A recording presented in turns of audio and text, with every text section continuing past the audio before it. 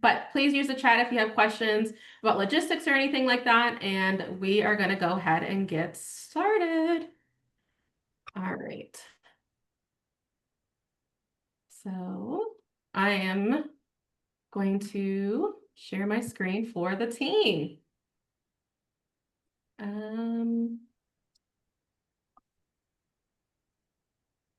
I think this is the right screen. Do you guys see ethical implementations for practice? Is this what you see? Yes. Yeah. Perfect. Up, we have a hand. Mary Beth.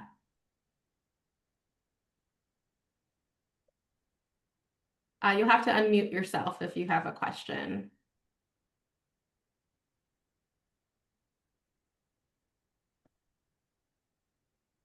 Never mind. Okay, perfect.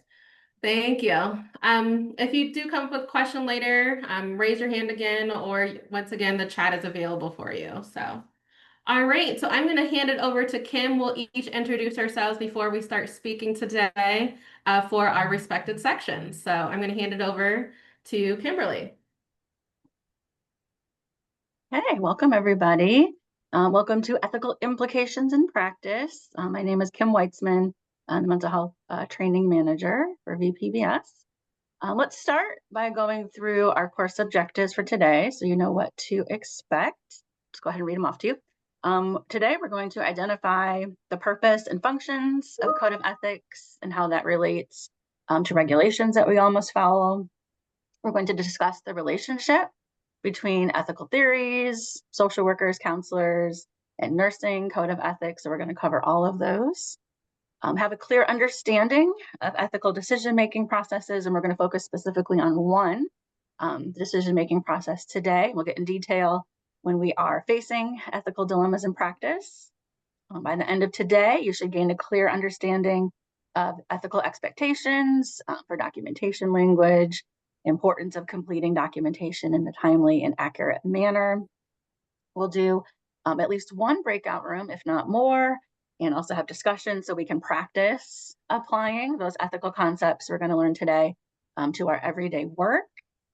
And our last objective there is to gain knowledge of current issues in ethics, for example, AI, technology, and telehealth. So that's what we have in our agenda for today. But before we go too much further, typically we like to just kind of see who's here, but also kind of see why you are here so that we can let you know again what to expect and hopefully meet your needs as to why you're here. So there should be a poll up on the screen here if you wouldn't mind taking the one question poll as to why you are here, and then you'll need to click submit after you've answered the question. And I believe you can choose more than one answer. I'm not sure. I don't have it in front of me. I don't think I allowed that option. Okay, just kidding. Gabby typed it up. So only one answer, but it's okay if you have more than one personal reason for why you are here. Okay, wow, that was fast. You guys are on the ball today. I love that. So I think everybody answered. We have 100%. So Gabby, can you share the results? Okay, great.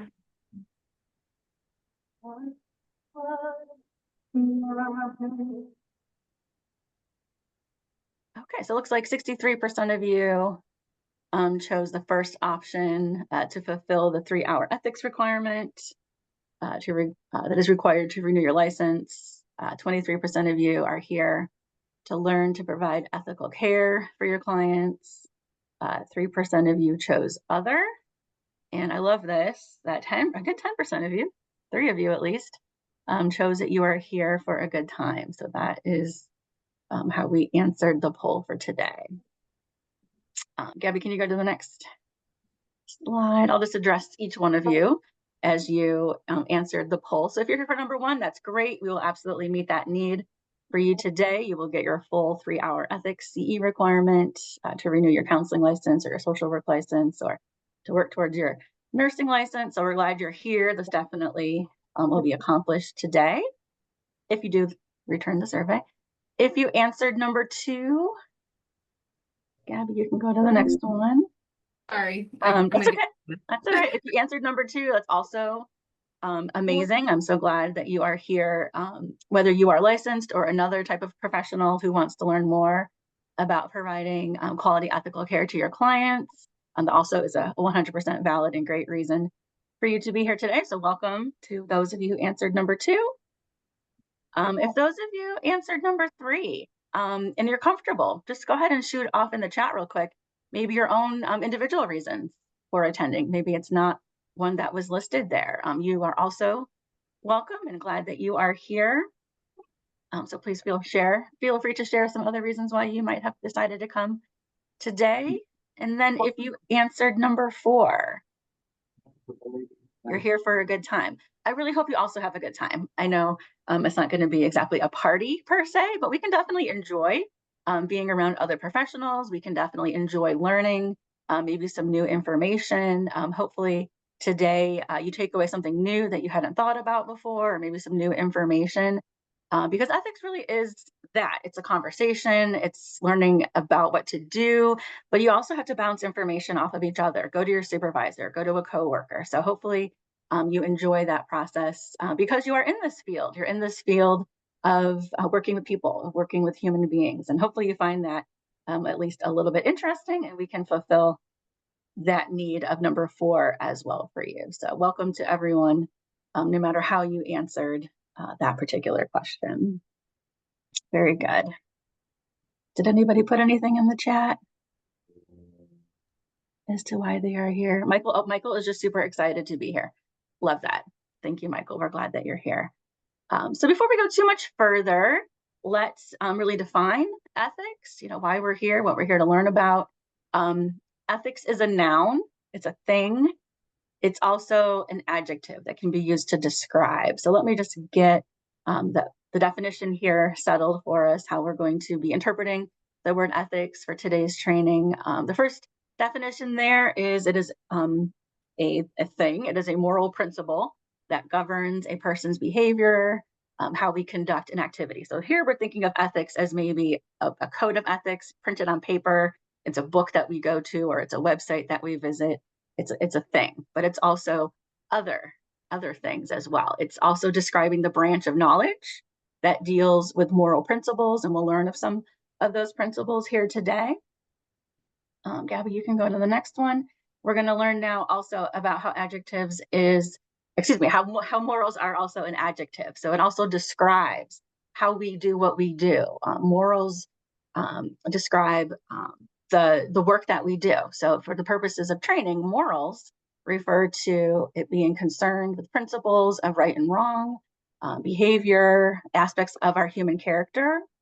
And also, number 4 there describes holding or manifesting high principles for proper conduct. So we're looking at ethics, and we're looking at morals as a thing, and we're also looking at it as describing how we do what we do, sort of putting it into action. And I think that's why we chose the topic title that we did. It's ethical implications in practice. So it's having those ethics, having those morals, and then putting them into practice in what you do on a daily basis, whether that's signing off on an assessment or interacting with your clients, doing it in a moral and in an ethical way.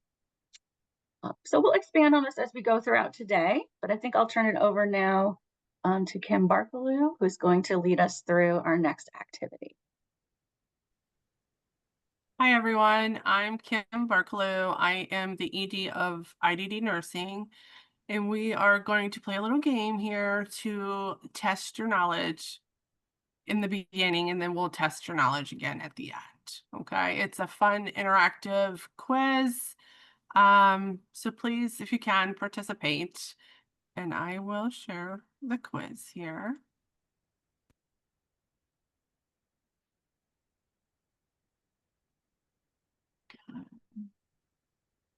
Here we go.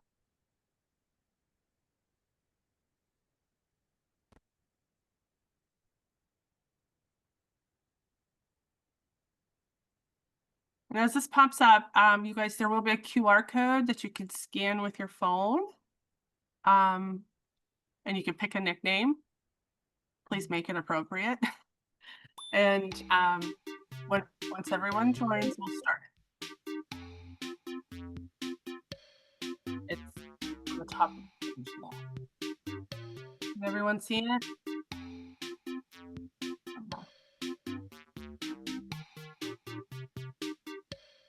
And if you do have some kind of IT tech problems, you can just let the game play and answer the question.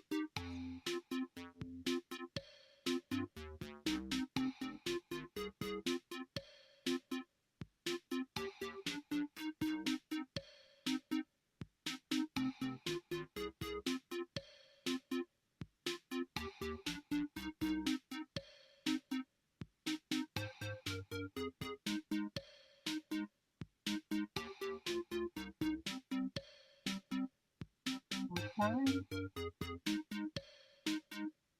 2 more seconds. Go ahead and start.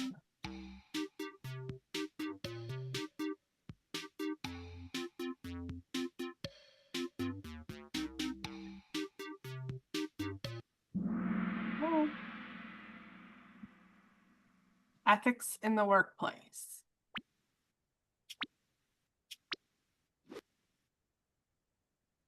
Which of the following best defines professional ethics? Now there's 4 answers and you would pick it on your phone. You'll see the color for me.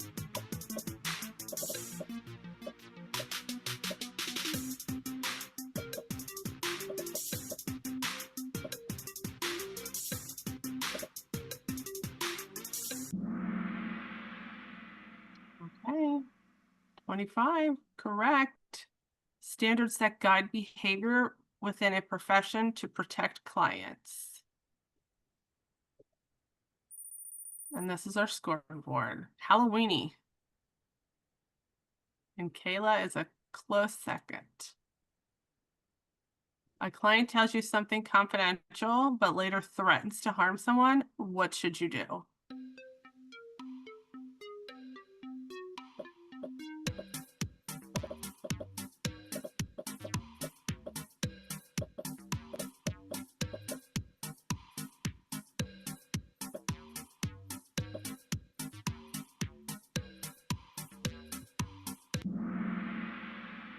Break confidentiality if required to protect others from harm.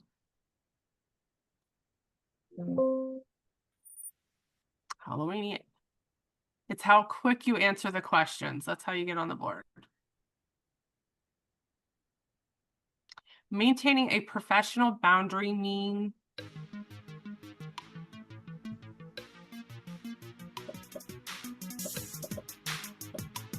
What do you think?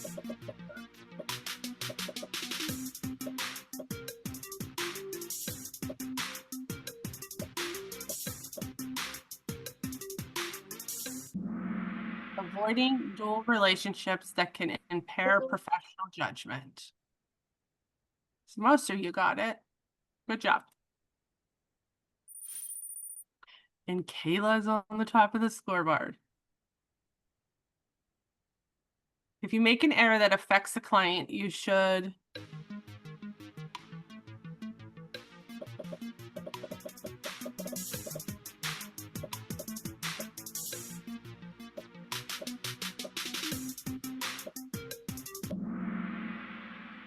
report it promptly and take corrective action.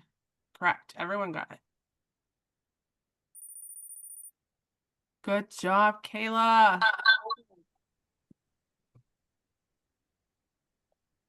Which of the following is an example of a conflict of interest?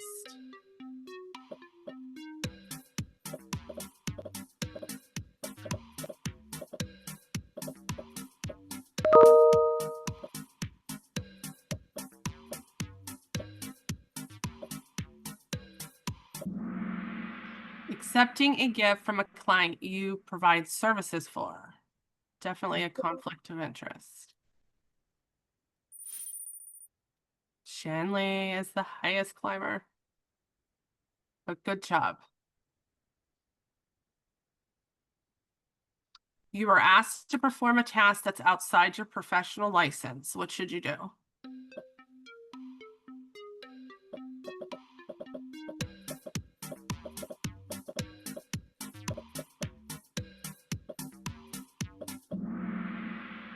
Politely decline and explain it's outside your scope of practice. Good job.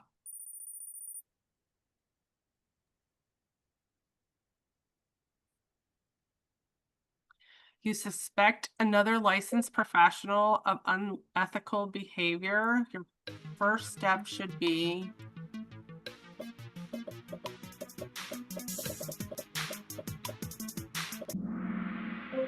discuss your concerns with your supervisor. Absolutely. Everyone got it right. Great job. 2 more questions. Which of the following is not a reason to break confidentiality? It's not a reason.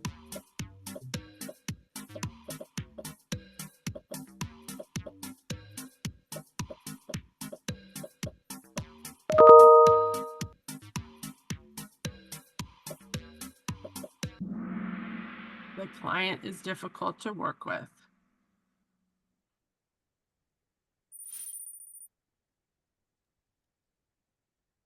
Great job. 2 more. How does the licensed professionals maintain competence? How can licensed professionals maintain competence?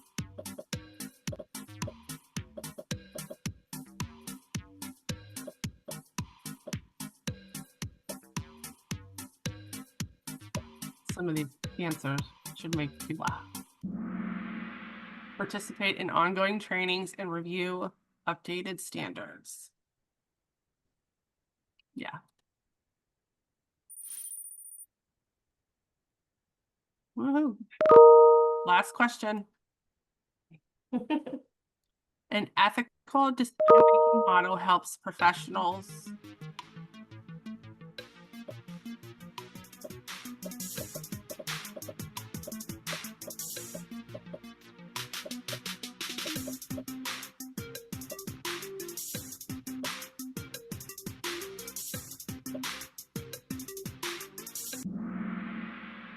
evaluate options using professional standards and principles. And that is the end. And on our podium, we got Halloweeny, Kayla,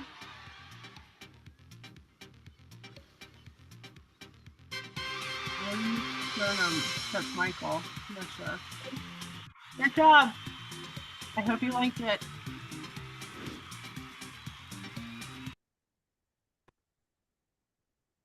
Great job, everybody. I hope you enjoyed that. We'll do it again at the end of our presentation. Maybe now that you got the gist of it. I know some people can be competitive. But that's just a refresher of like all the things that we're going to go through today. So to recap us of what we're going to be doing today. So we're going to hit everything in that Kim went over, Kim W went over in our objectives. And then also in that fun game with Kim B. If you're here to renew for your license, need 3 hours of Ethics CE, we hope you're able to get that today. More importantly, all services we provide is for the benefit of our clients. So we want to make sure that we're providing guidance or second thinking on some things where you can provide ethical, great care to our clients. And then hopefully, maybe you'll meet someone new today. Can you guys hear me? Okay, I hope I'm so. Okay, sorry, my screen just went blank. And we will do, like I said, a bunch of breakout rooms later on today. So I hope that you guys are able to meet some new colleagues. All right, so let's go ahead and dive into our training. So ethics is super important, right? It is the foundation of all professions and why we provide services. What's most important is that you are as important as the services we're providing. So do you ever stop and think for a second about your impact on the clients you serve? So you are super important in everything you do with every client interaction. So I love this meme. You're kind, you're smart, you're important. Just remind yourself every day when you are going to do your work that your influence does matter. So let's go a little bit deeper. Think for a minute about an impact regarding your license you have on a client and their world. So think about a client that you may have. Feel free to type in the chat or unmute yourself for 2 seconds on maybe an example of how you feel like you have made a difference in one of your clients' lives before. Anybody have an example or anybody want to unmute themselves? Let's do I some used stuff. to have clients that would tell me, I always think about what would Anne do? And so I'm like, wow. So they were trying to look through the world, as if how I would look at it because of the impact, that I had on them. Thank you. What would Anne do? Sometimes I think that too.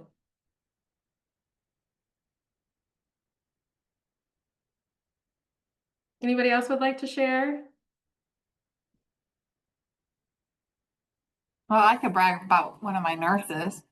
One of my nurses was able to get a client from the hospital into the care that they need rather than just going home and ending it back up into the hospital again. Nice.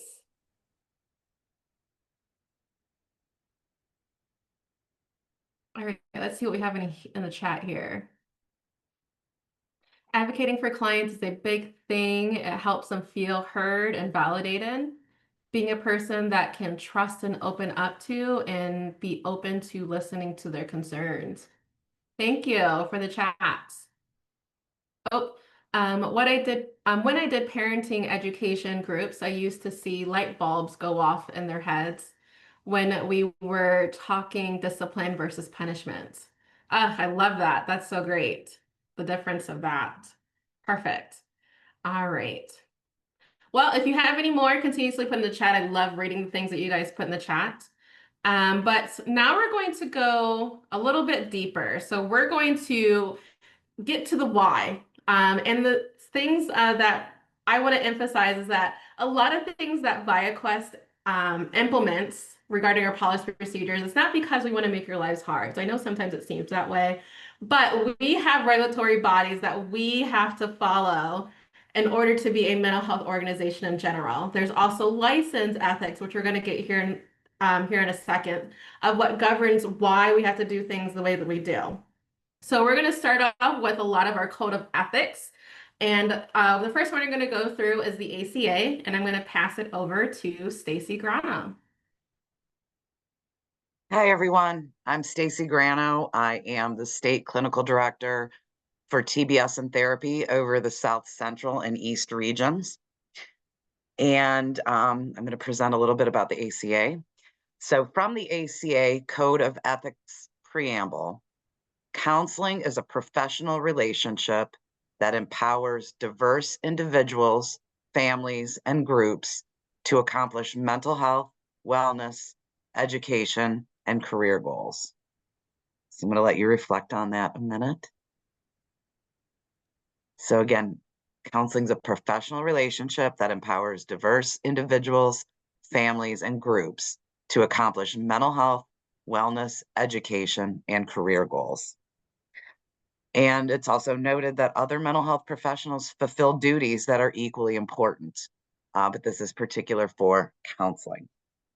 So professional values are an important way of living out an ethical commitment. These principles are a foundation for ethical behavior and decision-making. So these professional values provide a conceptual basis for the ethical principles we will review in a moment.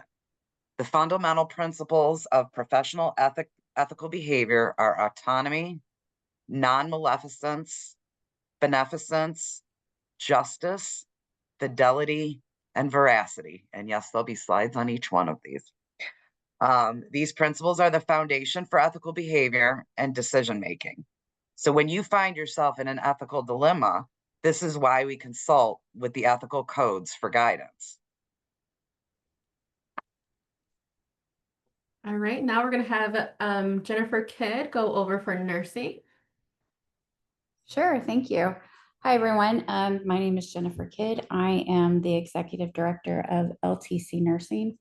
My slides are probably not going to be as fun as Kim's game was, but I'm going to try not to bore you guys so much. So I'll be reviewing nursing ethics and standards and legal framework. So I just want to get in with a story about a nurse named Alicia. She was an experienced LPN working in a long-term care facility. One afternoon, a covering provider reached out to her and gave an order to double a patient's pain medication.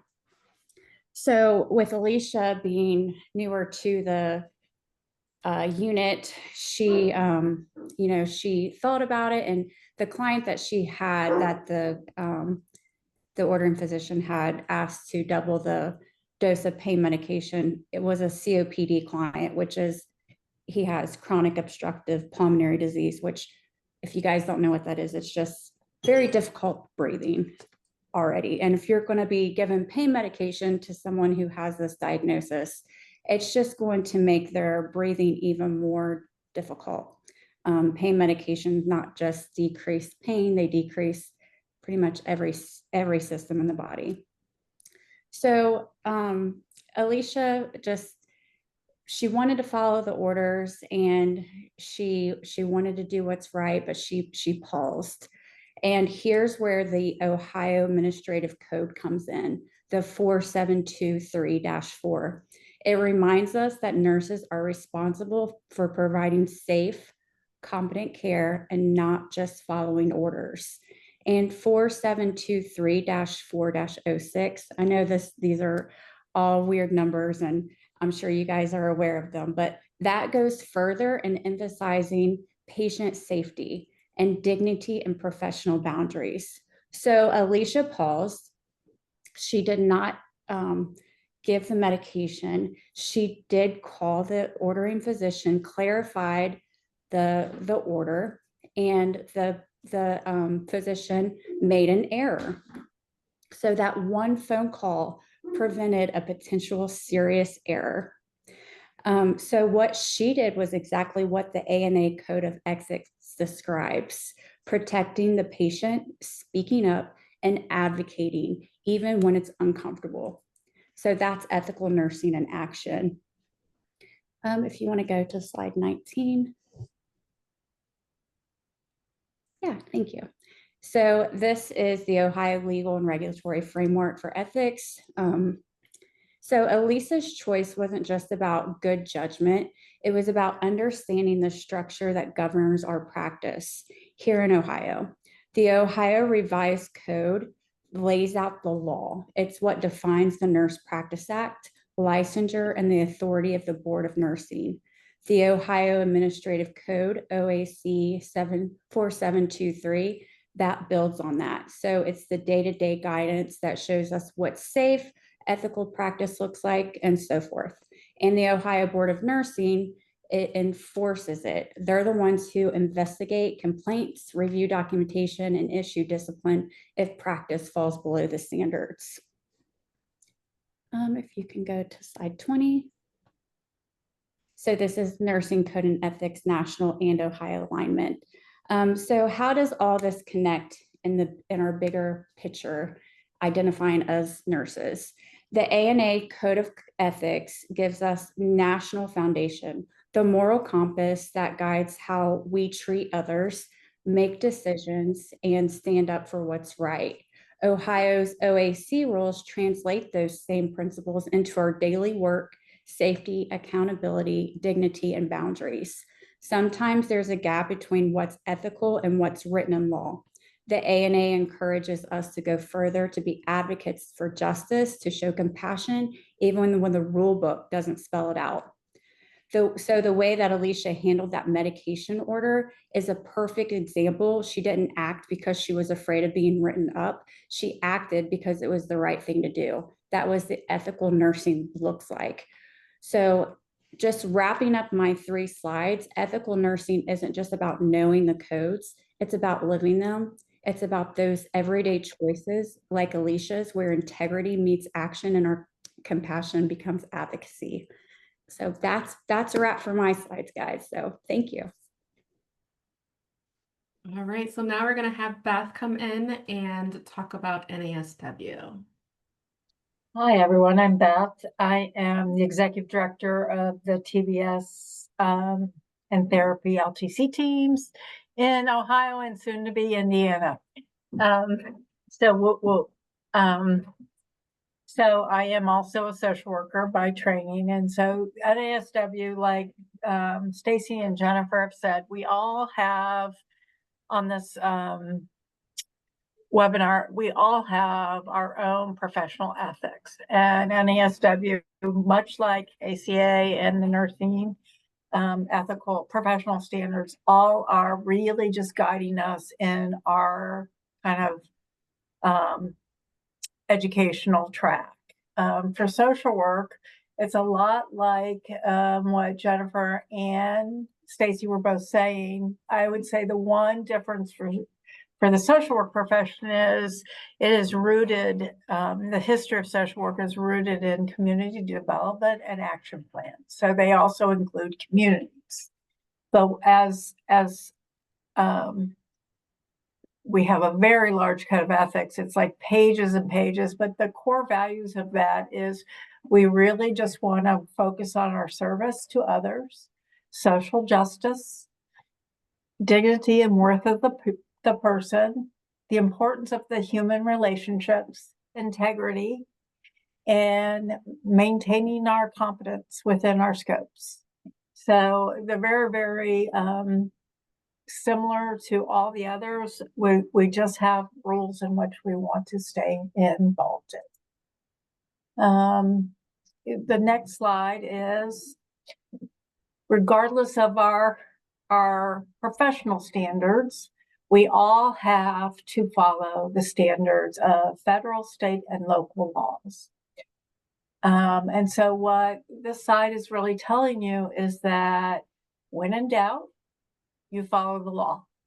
The codes are meant to guide you to being consistent with the law on all those different levels. So much like Jennifer was saying, even if we do not have a license, and this is mainly for our TBS staff, there are still Ohio Revised codes that codify ethical standards. So even our TBS and qualified mental health professionals must practice within their scope, must practice under supervision. And so therefore, they are also following the laws and kind of professional ethics under that rubrics. I guess I just said this earlier, that when in doubt, when in conflict, you always follow the law first. And if that is in conflict with your ethics, that is absolutely a time to reach up to your supervisor or leader to be able to successfully manage both. I would like to say that has never happened, that, they align perfectly, but they do. And it gets complicated with all the rules and laws, federal, state, and local. But there's hundreds of years of experience in this organization that can navigate that with you. I'm so sorry. The next slide is all the links to the code of ethics that counselors, social workers, and marriage and family therapists must follow. In all these professions, there are dependent and independent licensing, and we're all under the same codes of ethics under the state. So we did make these as linked. I'm going to now proceed to read them all to you. Just kidding, because it's hundreds of pages. So, but we wanted to make sure you had them if you're ever in doubt of what they are.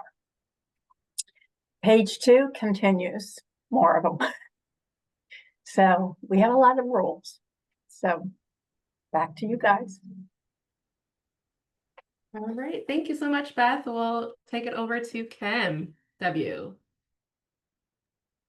Okay.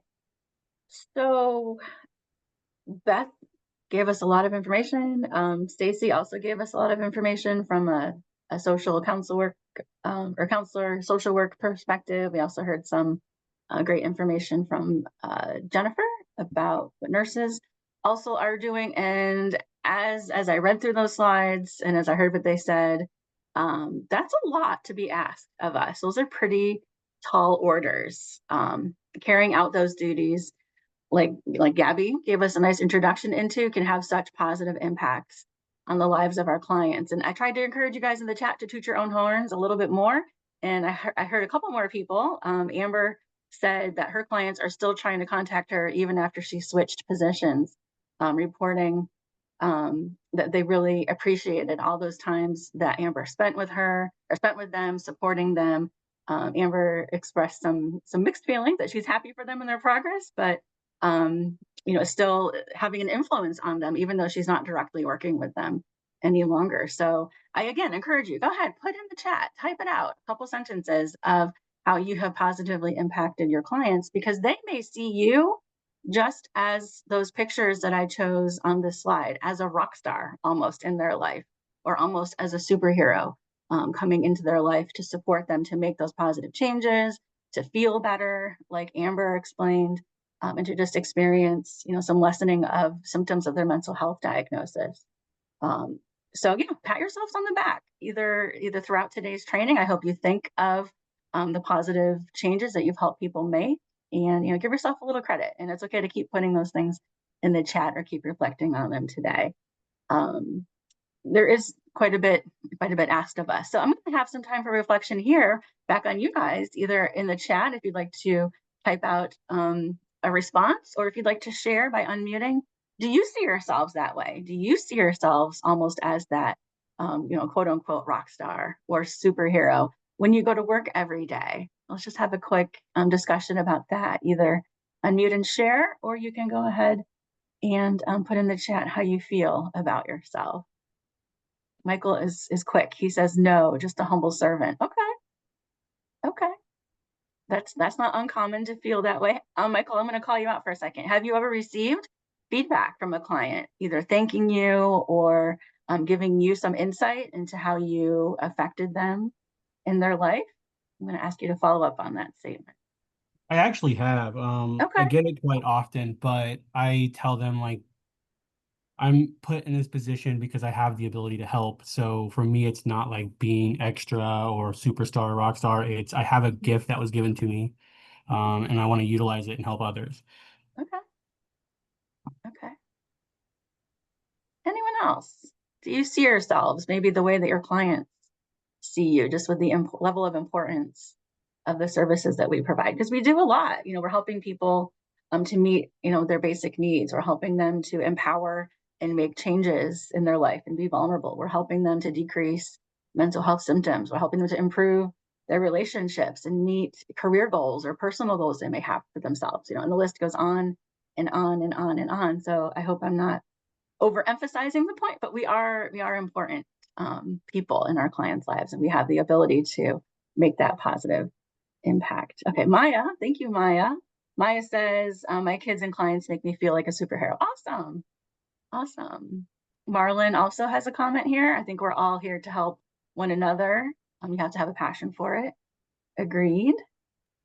Jennifer Merrick says, my clients do the work and you're a supportive catalyst for the change. Okay. Good point. Yes, they do sort of, boots on the ground actual work, but you are there motivating, you are there supporting, you are there just with them along the way. Absolutely. Okay, great. So yeah, please keep putting those in the chat throughout today. It's okay. This is a great time to share experiences, positive impacts that you've had on people. And I think just to remember that we do play that important role in our client's life. Because Gabby, if you want to go on to slide 29, other people, maybe outside of the relationship that we have with our clients, may or may not really see the importance of it. We see mental health matters t-shirts. We see, mental health matters bags and water bottles and all kinds of swag. But I don't very often see mental health workers matter, or counselors matter, or social workers or nurses matter. Those we don't quite see as much. So kind of to Jennifer Merrick's point, we are more behind the scenes. We are more in a supportive role, but I'm just here one more time to tell you, whether it's not on a t-shirt or whether it is on a t-shirt, that we matter as mental health workers. Our work matters. It matters to our clients. And it sounds like you guys are also getting that feedback from your clients, that what you're doing with them and supporting them to do is important and is helpful. So just wanted to remind you. If you haven't heard it today, if nobody told you today, your work is important. Okay, Gabby, we can go on to slide 31. So because our work is important and we do have that influence and that level of almost power, over our clients, that's why it is also important to come back to refresh your knowledge on ethics frequently, so that we are staying in line with our ethics and sort of using that quote unquote, power responsibly.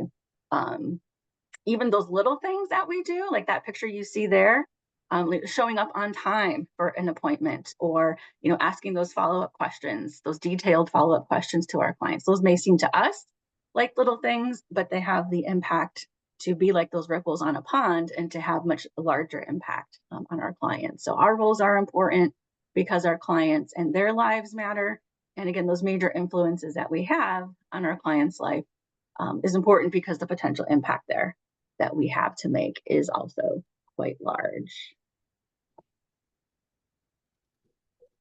Okay, and just to give us some statistics here, the US Bureau of Labor tells us that in 2024, there were 330,000 social workers, 376,000 counselors, 3.39 million nurses, just as of 2024. So multiply that, 1, 2, 3, 4, 5, ripples that you're influencing in your clients' lives, and just imagine the impact, multiplying it by that number of mental health and healthcare workers and what that potential really means. So our impact has the potential to be quite large.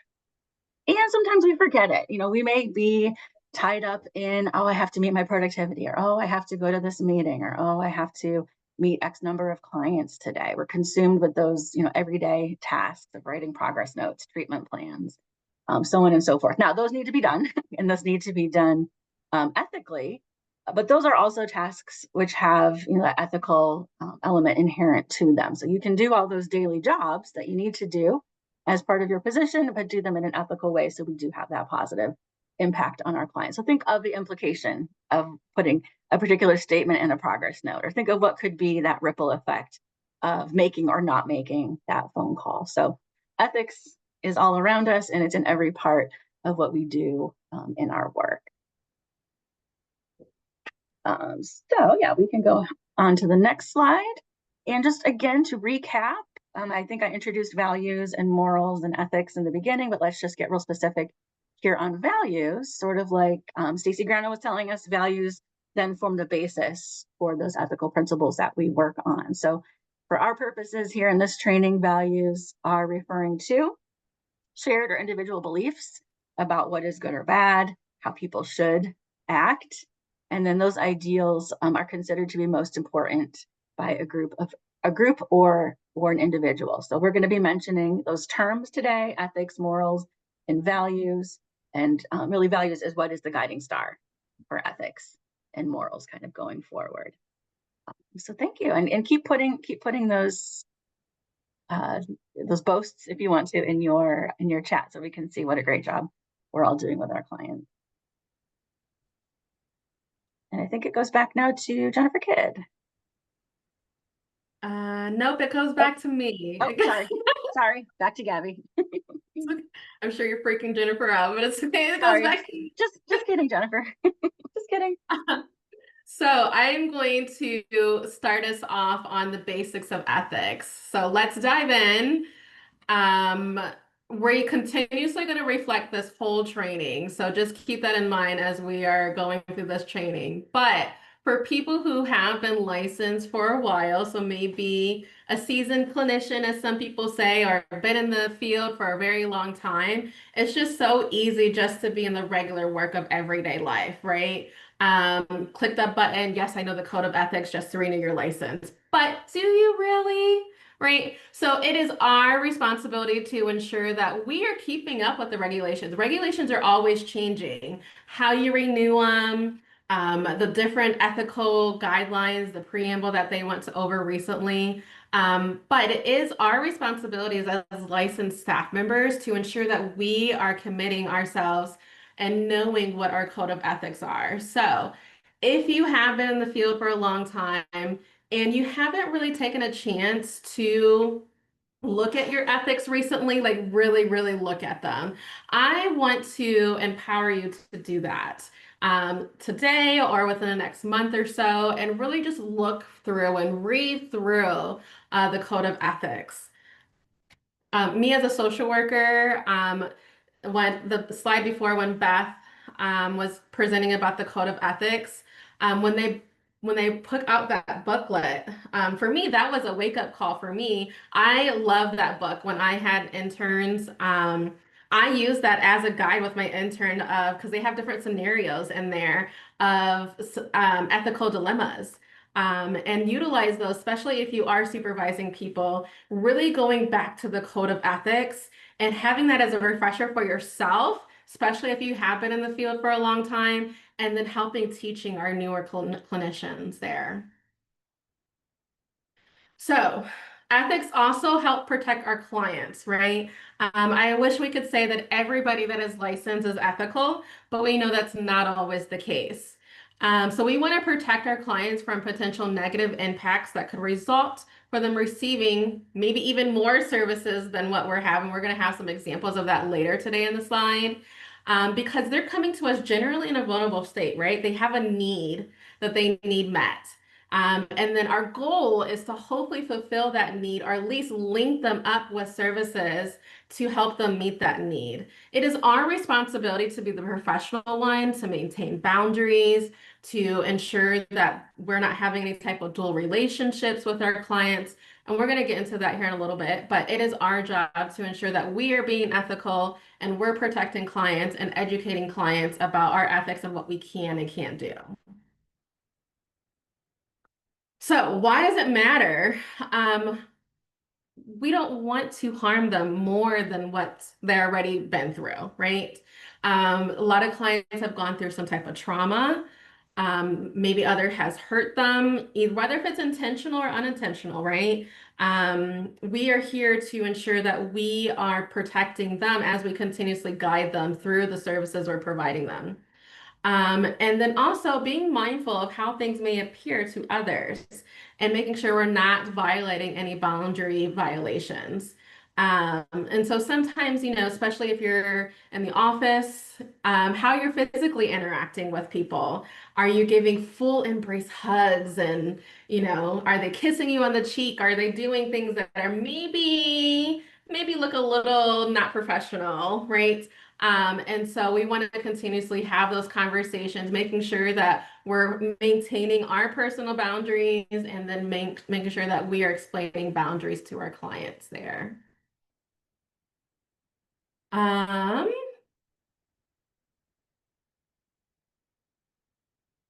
then know how to advise others and help guide other people. So, I saw that happening and I'm like, hey, like, how's things going here? Those are maybe things you want to talk about. You never know who's in the building or who's also around you, right?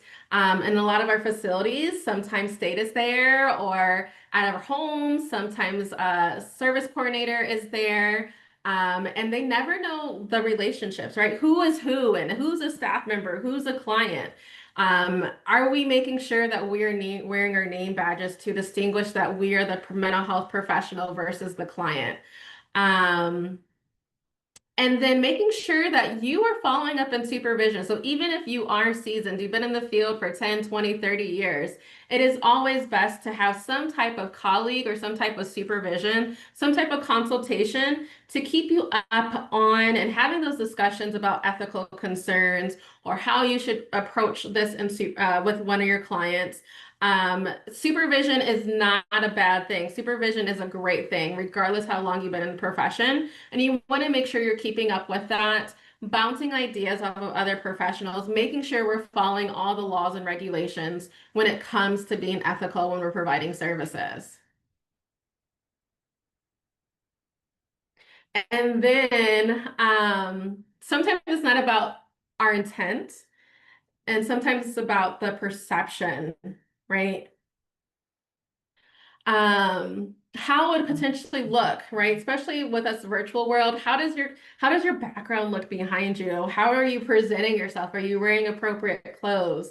Optics matter, right? Especially in the social media world these days, what you perceive to others is what some people really think is real life, right? And so you want to be mindful of those items when you're working with others. When you're going to facilities, make sure you're dressing, or in your main location of work, dressing appropriately. As a professional, it's your responsibility to set clear boundaries and recognize your role as that professional. So once again, reinforcing that is super important. And then consult with your code of ethics and your supervisor to avoid putting yourself in a position that could blur professional lines. That is so important. We're going to get into later here. People do violate ethics, right? People do violate the code of ethics. And you always, once again, reinforcing, regardless how long you've been in profession, you should have someone that you're consulting with on a regular basis. Responsibilities, no matter what the actions of the clients or their statements indicating a desire to have a non-professional relationship, it is our responsibility and it rests on us to be professional in maintaining those boundaries. Clients don't know your ethical obligation, right? And it is our job. It is our job. I've heard people say, it's not my job for them to tell me what I do. Absolutely, it is your job. And you may have to repeat yourself multiple times. As educators, as providers, it is our job to explain why I'm here, what I can, what I can't do. Maybe that previous case manager, that previous nurse did X, Y, and Z for you. I'm sorry, I am going to stick within my parameters of what's in my scope of practice. I cannot accept that gift. I am humbled. I appreciate you. It is against our code of ethics. It's against our standards. It's against policy procedures to accept the gift. We'll get into gifts and things later, but we should not be accepting things. Maintaining those boundaries with our clients is going to be super important there. Reinforcing following our ethical code is often best practice therapeutically. And we're going to dive a little bit deeper within our ethical decision-making model here in our next section of their presentations. So I am going to pass it back over to Kim, and I'm excited for this part on learning the ethical decision-making model here. Okay. So there are multiple ethical decision-making models out there. Many different disciplines have their own ethical decision-making model. We have just chosen one for today to go more in depth in so that we could really focus on one. But really all of them are there to guide when you're unsure, when you're overwhelmed, when you may have conflicting feelings, being pulled in different directions. That's really the purpose of an ethical decision-making model, kind of regardless of which one that you're using. If you look at a couple, you'll start to see they are all very similar. They may just be called different models, or they may just use different terms, but a lot of them get to very similar problem-solving steps and very similar information within them. But before we even get into the decision-making model for today, let's just see what we're talking about when we mean an ethical dilemma to begin with. So we have a video that is going to illustrate a nice example here in a moment of what we're talking about when we mean an ethical dilemma. So Gabby's going to go ahead and play this, and then we'll, on the other side, check in on what was going on during this ethical dilemma. What was the professional in the situation being pulled and sort of stuck between when they had to make a decision. But by learning from the experiences of their peers, counselors can increase awareness of risks in their field and identify risk control strategies they can employ to help mitigate these risks. This case study involves a licensed marriage and family therapist insured through the HPSO program. At the time of these events, the counselor had over 25 years of experience and was working in an outpatient mental health treatment setting.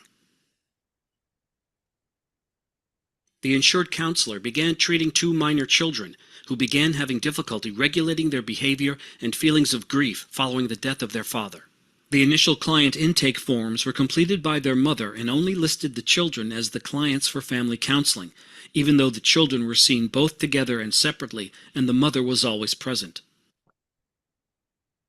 Within 6 months of initiating the counseling relationship with the children, the counselor began occasionally scheduling individual counseling appointments with only the mother.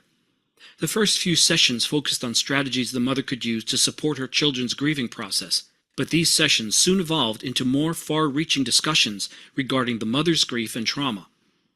However, the counselor never completed any client intake forms with the mother for individual counseling and did not maintain any healthcare documentation related to these appointments, such as assessment, treatment planning, or progress notes, because the counselor did not consider the mother to be her client.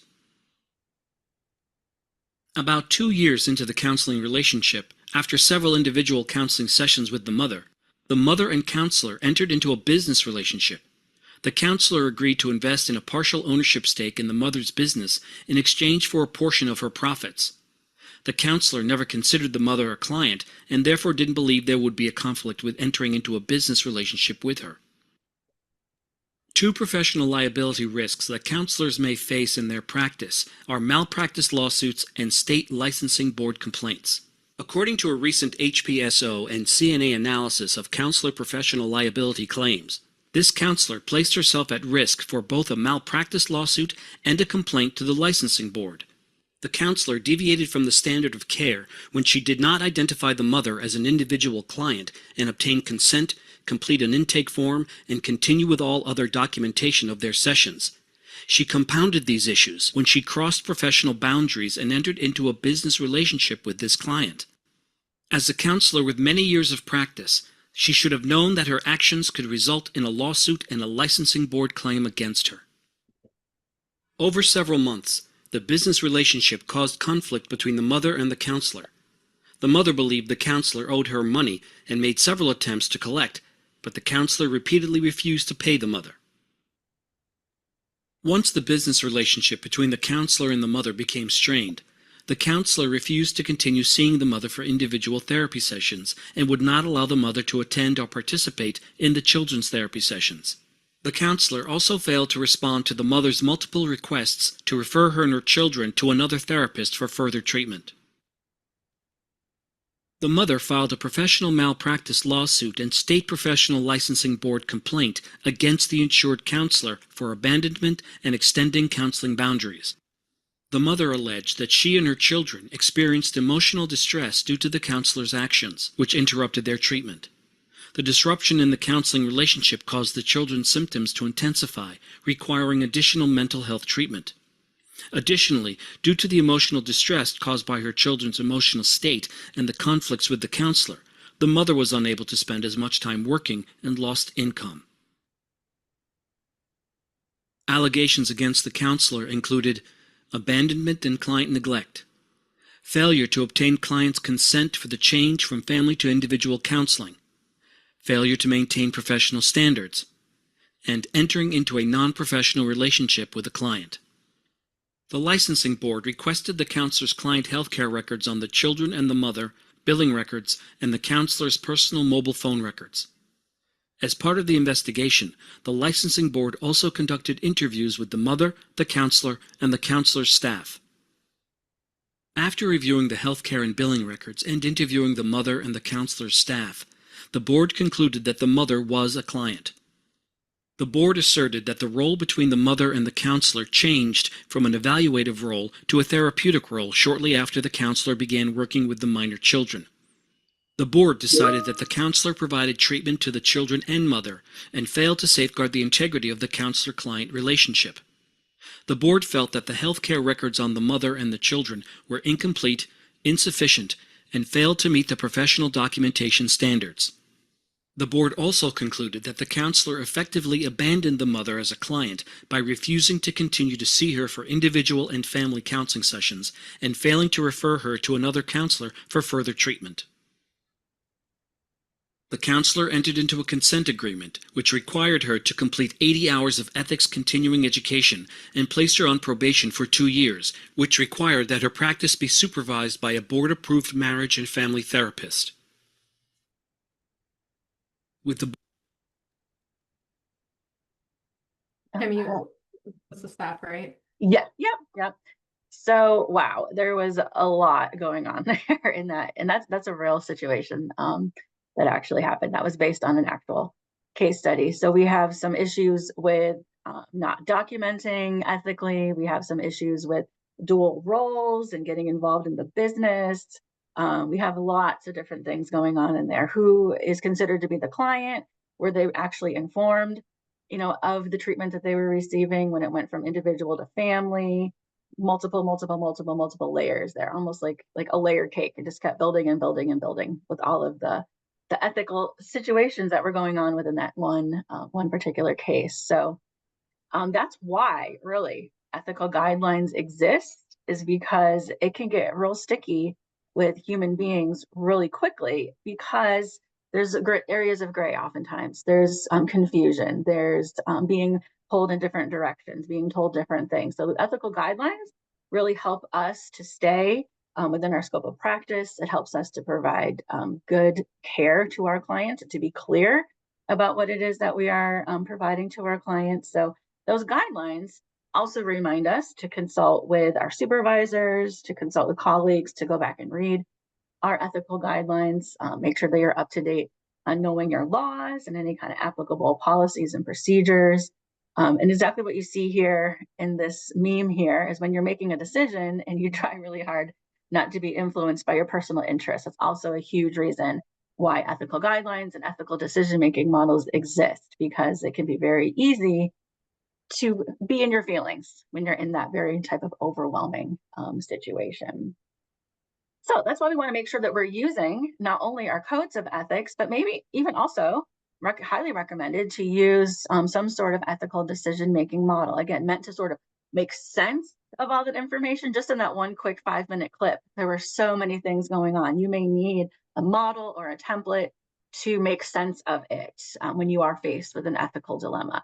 It helps you put back logic and facts into the situation instead of just relying on your emotions, and really helps the decision maker lay out potential consequences of the decisions that they have available to them. If I do X, maybe Y will happen. If I do Y, maybe Z will happen. So it helps really clarify when we are very much in a state of overwhelm and really experiencing lots of different conflicting feelings.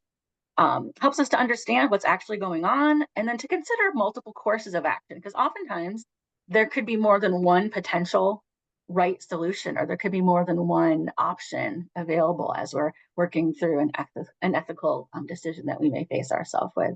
And it's easy to become lost. And that next picture on that next slide is really why I chose that picture. Is you can feel like that woman is feeling in the picture, just overwhelmed, not knowing which way is up, not knowing which way to turn, not knowing really what to do. So decision-making models, again, can assist us when we are confused, feeling very emotional about a situation, and just feeling conflicted. I chose another picture on this next slide for a particular reason, because ethical violations, then, not being in line with our ethics, can happen when we are in those sort of moral gray areas where, again, there may be more than one answer that could be used in a particular situation. So the person on this slide, I don't know if you can see them, it is kind of dark, and that's why I chose it, is they're in the dark on this very twisty, turny road at night on foot, not even in a vehicle, trying to navigate that terrain and only using a flashlight. I don't see them having a map. I don't really see them using any GPS. And that could be much like a situation that a counselor, social worker, nurse, mental health professional could find themselves in, trying to make a decision if you're not using an ethical decision-making model, or if you're not consulting with your supervisor, not consulting your codes of ethics. You can feel just like that person on that road there. So that's why our ethical decision-making models exist. We're going to go over just one today. And on the next slide, you'll see it outlined. We're going to use the ethic model. It was developed by Elaine Congress in the year 2000.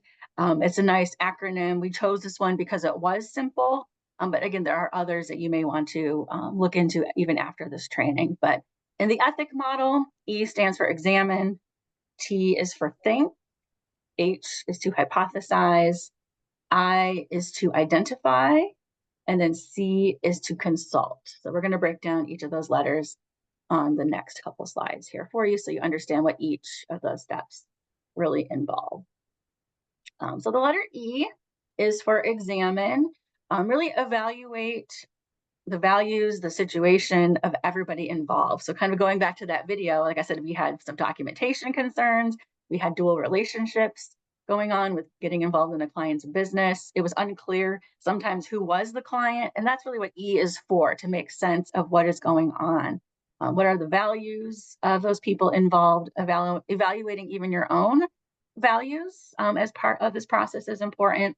Making sure that you're not having assumptions about what's going on, or making coming to conclusions that may not be true about what is going on in the situation, or making assumptions about people maybe based on their diagnosis or based on their perceived capacity, for example. So just taking a look, I put that magnifying glass there for that exact reason. That's really what you're doing. You're examining and evaluating all parties involved, really. The next letter in ethic is T for think. Now you're actually thinking about all of the possible ethical standards, laws, rules, regulations, even previous cases that may have been similar to what you find yourself in, and asking yourself questions like, what would the ACA Code of Ethics say about this? Or what would the Ohio Administrative Code say in this situation? Or what would my supervisor tell me to do in this situation? So on and so forth. Again, focusing on the facts, keeping it factually based and focused on what is actually happening by referencing those regulations, those laws, and those standards. Like I said, it's so easy to get caught up in our emotions, but what are the facts? What is the law actually telling us needs to happen in this situation? So T is to think about all of those factors. The letter H then in ethic is to hypothesize. Really brainstorming is what this is. Hypothesizing, brainstorming about different consequences based on options and different decisions that you have available to you in that situation. So use your brainstorming skills. Remember, in brainstorming, there's no wrong answers at that point in the process. So coming up with a huge list. Here are all of my options. And then what could happen if I did choose one of those options? It's a huge part of the H for hypothesize. The letter I then in ethic is to identify. And just like that guy is telling you on the screen there, it is time to make a decision based on considering who could benefit from that decision and who could potentially be harmed. So we went from brainstorming to now maybe doing a pros and cons list for the different scenarios that you identified in the previous step. This helps you and other people helping you to make that decision. Again, weigh what are the benefits, who could be harmed, especially considering those most vulnerable clients that we work with. Taking those populations into consideration is also part of the I for identify. And then our last step in ethic is C for consult, going to supervisors, going to colleagues, maybe even going to an ethics committee or other experts. If you're not overly familiar with the law, maybe you're seeking the guidance of somebody who is very familiar with the law about what would be the most ethical choice in that situation. So that's what ETHIC, as far as this ethical decision-making model, stands for, as sort of a guideline, almost a template for how to make the most ethical choice that you possibly can in an otherwise very confusing situation. And this, if you go into the next slide here, these are a lot of just problem-solving skills that we may actually be teaching our clients, to gather the information, to gather the facts, to consult with others, to weigh the pros and the cons, the brainstorming. So you probably are doing this, and you may even be teaching your client how to do this. So I'm confident that you have the skills to do this, or that you may actually already be doing it in one capacity or another in your own life. So this is a chance to really practice what you're preaching to your clients about problem solving, cause and effect thinking, consulting with others. You probably already have a lot of the skills needed to go through this ethic decision-making process. You're in this field because you're good active listeners, you have good communication skills, and you're open to consulting and checking in with other people to make a good decision. So I want to just give you a little confidence there that you already have the skills needed to do the ethical decision-making model. And also just something to point out here is that there are, like I said, there's other ethical decision-making models out there. And it's interesting to point out that different professionals may choose different courses of action in the same situation, even when they're using the same model, because often there's not just one right answer to that very complex decision. When we were talking about in that example, that lots of moving parts there. However, if you do follow a systematic model, whether it's the ethic decision-making model or another ethical decision-making model, you can then go back to your thought process. You can then explain why you made that choice, and you have a little bit of evidence as to why you thought that was the best course of action to make in that particular situation. So that also is outlined in a lot of our ethical codes, is to show the evidence as to your thought process when you made a particular decision. I know in the ACA, it does outline that we should be documenting our thought processes, taking into consideration that we are thinking of the best interest of the client, that we're not making this decision for our own personal gain, and that you can then justify the decision that you made based on all of the information that you had available to you at that time. Okay, so we're going to get a chance here to practice making an ethical decision using the specific ethic decision-making model. I'm going to give you this scenario. This is not a real example, but this is absolutely something that could be happening, or maybe you have actually experienced this in your work. I'll go ahead and go through the scenario, and then we're going to practice, like I said, using that ethic decision-making model in our breakout rooms here in just a second. So the setting for the scenario is Cedar Hills Long-Term Care Center in Ohio. It's a long-term care facility that I just made up. Our client in the situation is David, a 62-year-old man who has a longstanding diagnosis of schizoaffective disorder. However, he's been stable for many years through taking medication and through going through therapy. He enjoys painting, reading, and participating in groups. From a medical perspective, he does have advanced congestive heart failure and chronic kidney disease. His physician estimates his prognosis is between 8 to 12 months without dialysis, and David has actually declined dialysis. When he's asked about further hospitalizations, David says, quote, "No more hospitals. I just want peace, and I just want to stay here." So he does voice that he understands the consequence of that refusing dialysis means his life will end within months. And he's expressed readiness, saying, quote, "I've had a good life and I'm tired." A couple other pieces of information here about David is his family. His sister Linda is his next of kin, as well as the healthcare proxy under his durable power of attorney for healthcare. She visits twice a month, and she's adamant that David, quote, "doesn't understand what's happening and insists the staff must do everything possible to prolong his life." So who is on his care team? in professional roles is his therapist, who is providing psychotherapy, facilitating family meetings, ensuring informed consent and capacity discussions are ethically sound when it comes to David. And then therapeutically is working on coping skills about his illness, processing loss, anxiety about dying, and supports his emotional adjustment. He also has a nurse on his care team who's overseeing physical care, managing medications, monitoring symptoms, and is also coordinating with other people on his care team. So everybody on this care team has to collaborate to navigate this ethically charged conflict between David, his right to autonomy, as well as his sister's right as his next of kin and his healthcare proxy within Ohio's legal and ethical framework. So that's what we are going to be considering here in just a minute when we go to breakout rooms.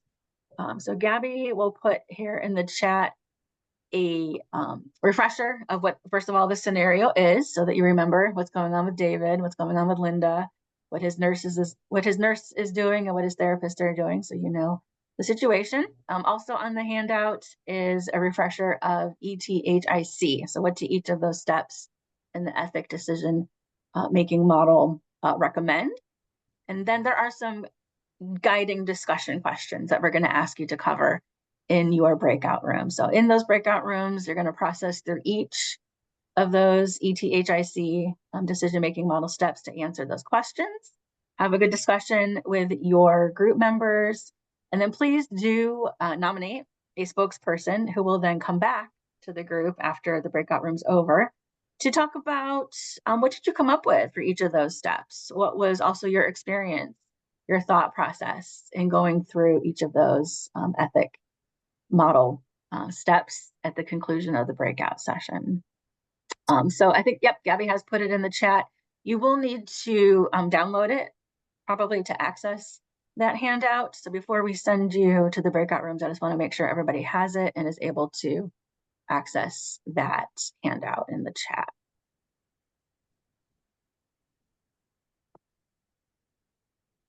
All right, so please make sure, as a reminder, to download the handout, open it up. It does have a lot of information to help guide you in your discussions times. There's going to be 3 breakout rooms. It's going to automatically push you in it once I open them. You'll have your discussion there, and then we'll come back after the breakout rooms. And we'll have a break after the breakout room. So hold tight. After we have the discussions, we'll have a break soon after this. So if you guys can stay here, we'll do that here soon. So we'll see you here in a little bit.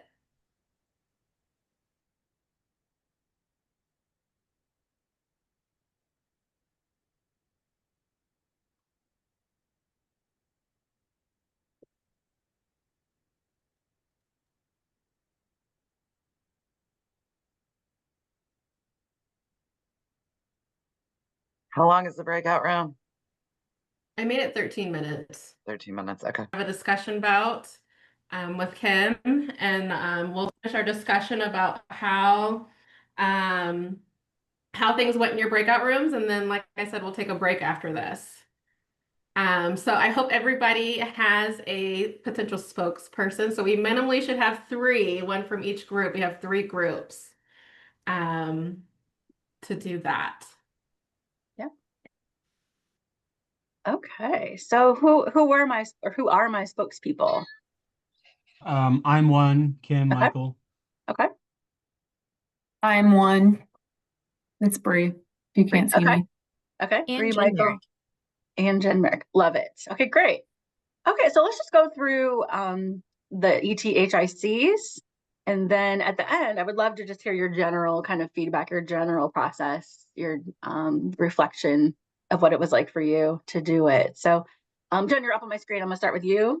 What did your group come up with as far as examining values of all of the people involved? What did you identify? Yeah, so for David's values, the client has the right to self-determination, but the client also did agree to a durable POA. It sounds like David no longer wants to suffer through medical treatment. David's family values are treatment focused. They want to extend life and they want to protect him from harm. Professional values present, autonomy, respect, honoring wishes of individuals, the value of life. And we kind of discussed the difference between extending life versus prolonging death. For societal values, emotions versus quality of life, has a stable mental health diagnosis, but there's also no loss to capacity. There's no mention of that in the study, so, or in the case. Okay, great. Thank you so much. Mhm. Michael, what did your group come up with as far as examining the different parties' values? Kind of the same thing. We saw that David really valued the ability to make his own decisions, because he is the one that's actually going through this while everyone else is kind of sidebar experiencing it. He's going through it daily.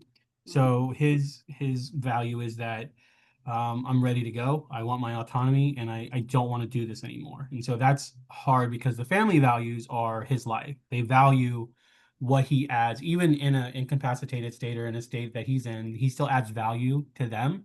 Sure. And so they're, and maybe we don't know because the scenario doesn't say so, but if they have any kind of religious connotation, that just amplifies the value about how life is and how you should preserve it. Professional values, just like the lady before us said, we look at professionals like we want to honor autonomy. We want to make sure that we're giving them the best quality of life while listening to them. The one thing that we did kind of delineate from is that we know that at any point David could remove his sister as that power of attorney, and then everyone's values and opinions go out the window and it's just David. And so for the professional, you just want to honor them. There is the do no harm code of ethic, and so you have to really think about that, like allowing David to die potentially slowly and stuff, or you know, if they can mitigate the pain as best they can. But you still have to think about that do no harm. And so professionals really have to look at, if David chooses to die, how do we make him comfortable? But also how do we work with the family to help them through this grieving period? So they're kind of a dual-pronged approach for them. Societal values. We didn't talk about this one, so this is probably just gonna be my personal opinion. I don't think that society matters when it comes to an individual who's choosing how they want their health care. I don't think that it matters what Tom and Sue down the road. I think as long as everyone's being ethical and everyone is doing what we just discussed, I don't really know that societal values matter. They shouldn't, because again, it's not about what society wants, it's about what can be provided and what that patient wants. Okay. Yeah, that's a great point. Although people involved may be influenced by by society values. So maybe that's what's going on with Linda. I don't know. Maybe she cares what, you know, the neighbors think, or maybe she cares what society. I don't know. But yeah, I see where you're coming from. Thank you so much. Bree, did you guys have anything vastly different as far as your group's values? No, everyone was so eloquent in what they said. Great. Awesome. Well, I'll have you go first then for the T. So Gabby, if you want to go to the next slide of T for think. Yeah, Bree, what did your group identify as far as thinking about standards, laws, regulations? What did you guys come up with? Sure. As I'm looking at the screen, our group really did kind of hit on almost all of these rules that are outlined. Interestingly, we didn't have any nurses in our breakout room, so we weren't able to get that perspective. But what we did say is that, you know, we do have to recognize our scope. And at what point do we say this is for the medical team? And, you know, these are questions that they need to answer. These are, you know, maybe some situations that they need to address. We did talk about, you know, is David informed? Did he get informed consent? Does he fully understand all of the implications of his decision? And then if he does, how can we best advocate for him to respect his autonomy and what he's asking for? We also did mention the fact that it does say he's been stable on medication and there is nothing indicating that he wouldn't be of sound mind, but it also wouldn't hurt to dig in a little bit more and do a little bit more of an assessment just to verify. Sure. I think we could all agree that when you get life-threatening news and information that stirs things up a little bit and can alter where you're at. So just as a due diligence on our end as a therapist, making sure that we're really exploring that with David. Great. Cassie, I see your hand is raised. Are you going to give us a nurse's perspective? Oh, Cassie? I was muted. Sorry. I agree with the stuff she said. The one thing that really stood out from a nursing standpoint is that stability, because as I noticed in his diagnosis, he's in kidney failure. Is he still taking those medications because they're hard on kidneys? So is that medication staying in his body, and could that be affecting his thought process versus it actually being excreted out of the body? Okay. Good point. And then I don't know if you noticed, but Gabby did advance the slide. This next slide does have T think more from a medical nursing perspective. So I did try to cover both of those as well. Okay, great. Thank you, Cassie. Jen or Michael, did you have anything wildly different or anything to add about T think and consider ethics and laws and regulations? I actually do, and we talked about this. So let's say that in his desire to get off medications and just live his life out the last 8 to 12 months naturally, at some point he could become mentally incapacitated by either his schizoaffective, anything could happen. And then there's the ethical standards of like, okay, so now he's incapacitated. Now that durable power of attorney has to come into play.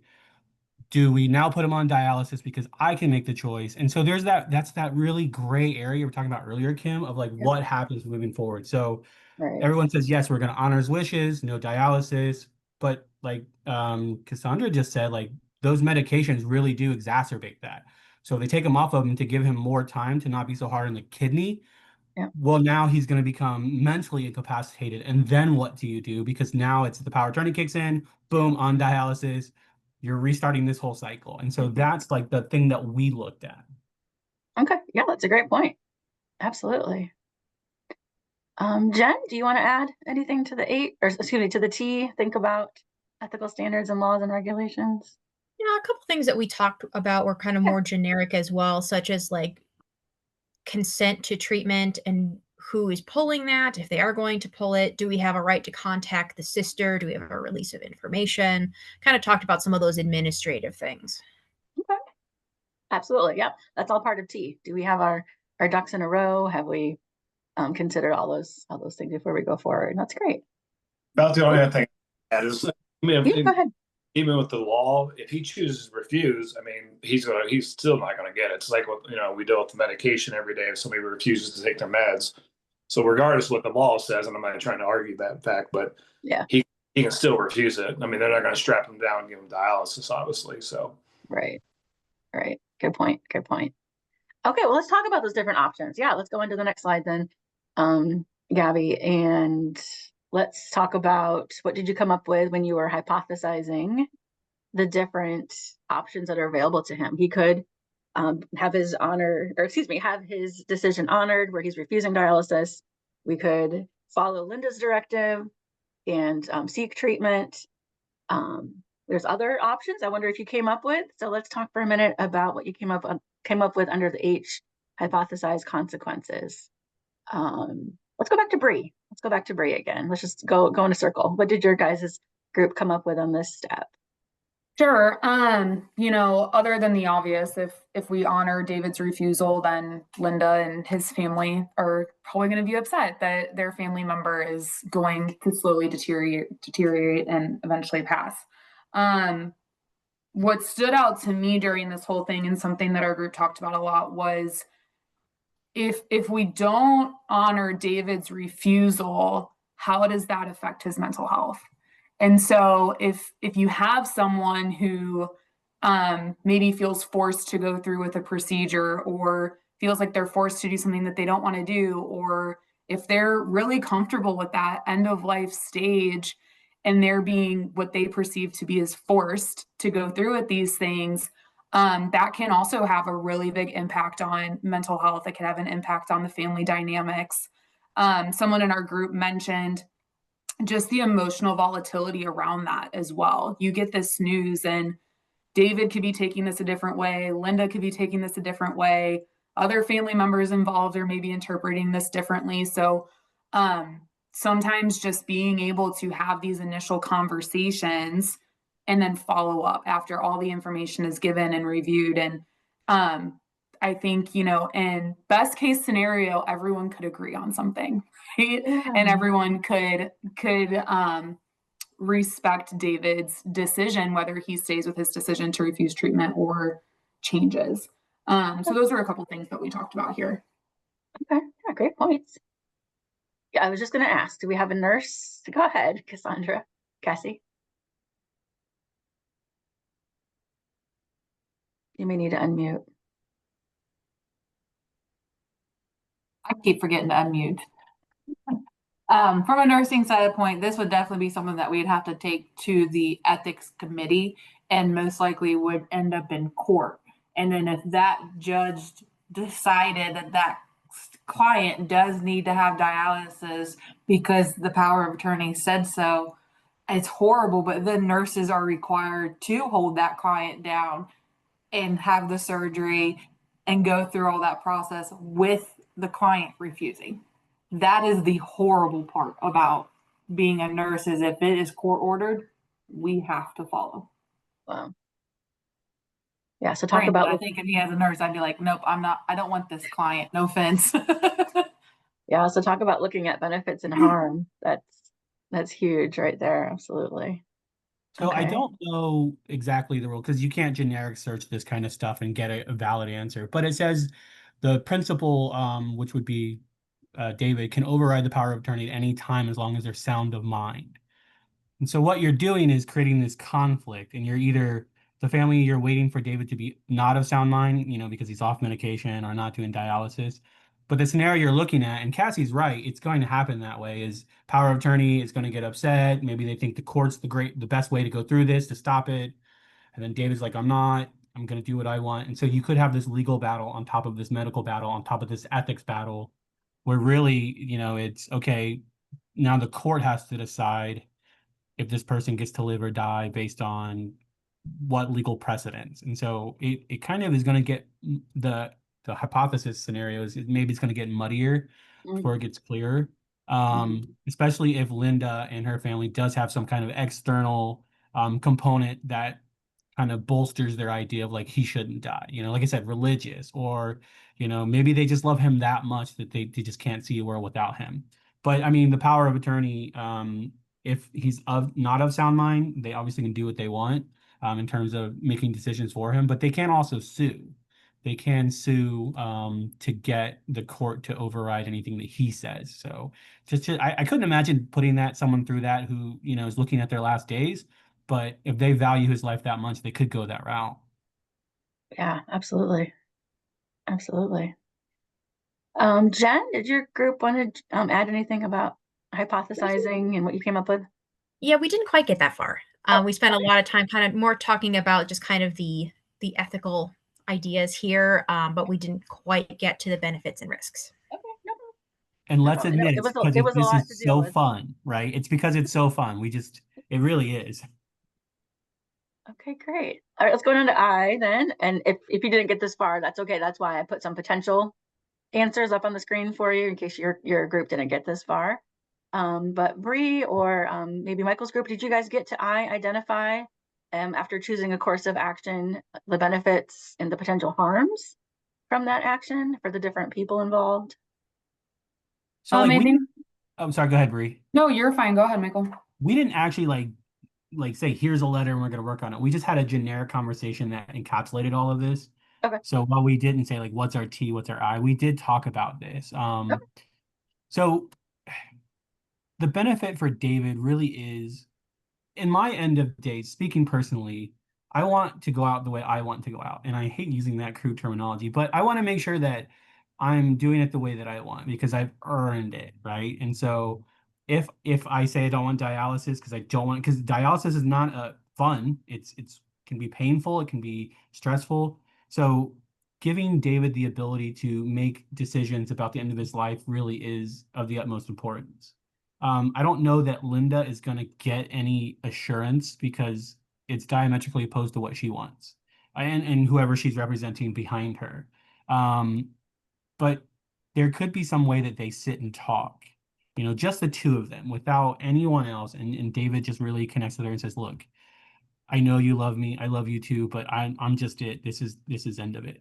For the staff and facility, as long as they're following their ethical guidelines, and they're doing everything they can to comfort Linda and family and to comfort David, I think that they have kind of, I don't want to say the easiest role, but their role is to just make sure that client and family are taken care of. I know for like clinicians, there could be some attachment because you get to know people. But just the only thing that I think really that's hard is David and Linda. I couldn't imagine having a battle with someone who's dying, like battling over them. But at the end of the day, as long as the facility and the staff are following their company's ethical guidelines, but any overarching ethical guidelines, I think really then it's taking those out and humanizing it and saying, okay, how do we make David comfortable? How do we make this to where Linda and family can understand and accept it? Mm-hmm. Absolutely. Can I just chime in here? I think that this is, I mean, from a social work counselor, therapist, but even nurse, this is the intersection of grief and loss right here. Because David's grieving his future life, and so is probably Linda. And I think that's the intersection that I think we strive in, to get them to have that conversation that Michael's talking about. Yeah, great point. Thank you. That's a lot what our group talked about too. Like I said earlier, best case scenario is that we get them to understand and respect each other's decision, no matter what that is. And I think coming from a mental health clinician standpoint, that would be my goal in mind throughout this whole process is how can I best advocate for my client and also make sure that there's not going to be this push and pull and, whatever is decided, it might be hard and it might be emotional and all of these things, but how am I best supporting and helping this process to go as smoothly as possible? I think as we've mentioned with this, there's a lot of ways that legal issues could come about in this POA issue, and is he competent or is he not? But even if all of those things come in, as a therapist, my goal would never be to get to that point if I could. And I would do everything in my power to try to advocate and facilitate a healthy communication and processing, like Beth said, of just grief for both of them.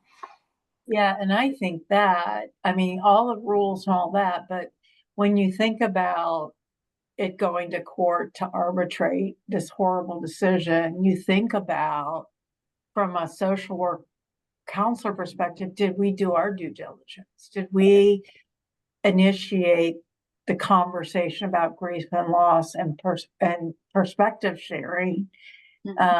Because we're doing we're doing all these other things, but I, as an outsider would say, did the counselor even have that intervention? If they did and it didn't work, great, but we have to try that. Yeah. Yes, thank you. All good points. Which I think why the letter C, the last one here, is so important, that we're not making this, going through this process alone, that we are consulting, whether that's external resources, consulting with your supervisor, maybe even getting into some legal counsel or whatever that looks like as far as laws and legality. And then maybe even going, I think it was Cassandra, and if you want to talk more about that, Cassie, going to an ethics committee or going to a review board or something to make sure that we are following what we're supposed to be following and doing best by the client. So I'm not sure if you guys made it to C, but if anybody wants to chime in or add any resources, I think that would be great. So that we are sure to see, consult, and who we are consulting with. So anybody want to share on consult, whether it's a spokesperson or not, that would be fine. I'm happy to. I've worked in a hospital and medical social work, and you're absolutely right. There are lots of committees internally that when these kind of ethical issues come up, there are obviously lawyers in the hospital, looking at that from everyone's perspective, not only the clinician or the doctor or the nurse, but also the family and the hospital. And it's a very valuable resource, because they're really kind of at times leading that process. I don't think it's important to note that consultation doesn't just stop at the beginning. You know, you're gonna need it in the middle, you're gonna need it at the end. You want to make sure that even because things are fluid and they change. David feels this way now, but in 6 months, something could, you know, spark a will to live, and suddenly you're like, okay, now what? And so having the consultation process be an ongoing living thing can help the situation well. Maybe David sticks to his guns and the entire time this is what he's wanting. But just thinking like, oh, we consulted once and that's it, it's kind of doing no justice to anyone in this situation. Yeah, and then just really for the providers, that clinical, like Gabby was saying early, clinical supervision does the debriefing and the helping you. And so when you're thinking about external resources, I would also be thinking of, does our staff need debriefing? Does our staff even need EAP? Because these can, like everyone's kind of mentioned, be very, very traumatic for us as caregivers or providers. Absolutely. And with the families too, you want to make sure that if, no matter who it is, whoever wishes they're going against, that when he does pass, that they are being discussed with them even after, because then they are going through probably depression and stuff too, because they're like, well, if they would have done what I wanted them to do, he'd still be here. Right.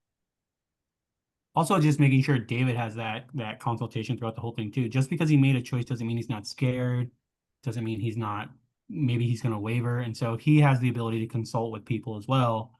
It'll help, you know, whatever his decision is, just be that much more impactful to him. And we maybe bring in somebody outside of the picture or within the scenario, minister, someone, a friend, whatever, maybe as a consultation. Mommy. Yeah, great point. Okay, well, great. Thank you guys for all of your contributions. That was a very good overview from different perspectives and lots of other just additional things to consider that maybe weren't in the scenario, but came up as you were processing it and as you were discussing it. Before we go to break though, just really quick wanted to ask one last question. What was it like for you personally, or what was it like for your group to go through this ETHIC medical or ethical decision-making model and considering all of those different options? If anybody would be willing to share, that'd be great, either in the chat or if you want to unmute and share, that'd be a great way to, I think, end this breakout experience. Well, I I want to brag on thoroughly, my, oh, sorry, Anne, go ahead. I thoroughly enjoyed it. And it was great to hear how people were looking through their different lenses, but it also through the same ethical principles. And, you know, that I feel like there's so many competent people on our team that for more than anything that validated that people really are trying to do the best they can. They're looking to their supervisors, their resources. So thanks for my team. It made me feel really comfortable about what you guys are doing. And it was a great discussion. I think we would have liked to have had a lot more time. So that's a good thing, right? When we're feeling that way. So thanks. Well, maybe to your point, and maybe something to talk about at a team meeting, or maybe something to bring up in supervision. We only have 3 hours, but I appreciate that it maybe brought up more for people, or it brought up things you haven't thought about. So maybe take what you learned today and take it back to your team, or take it back to your supervisor for more discussion and more reflection on it. That's a great point. Thank you, Anne. Anyone else? What was it like for you, or what was it like for your group just going through this? I feel like our group just took it to the ground running. Like we all collaborated, we all like had different perspectives. I'm a trainer, so my perspective is vastly like outside of that scope. And so hearing other people say, hey, that's a good point, but we looked up power of attorney, we looked up all these things because we wanted to really get our hands into this situation and see what we could do to improve it. And so my team was awesome. I would take them anywhere with me if I could, just to solve problems, because they're awesome. That's great. I'm glad to hear that.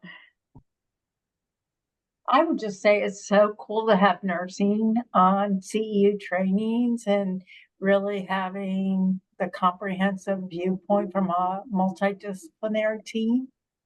I love it. So. Yeah, I agree. Very good. Okay, well, good. Thank you for sharing, and thank you for going through this process together and using each other. Hopefully it was helpful to learn how the process works. Gabby, did you want to say anything before we go to break?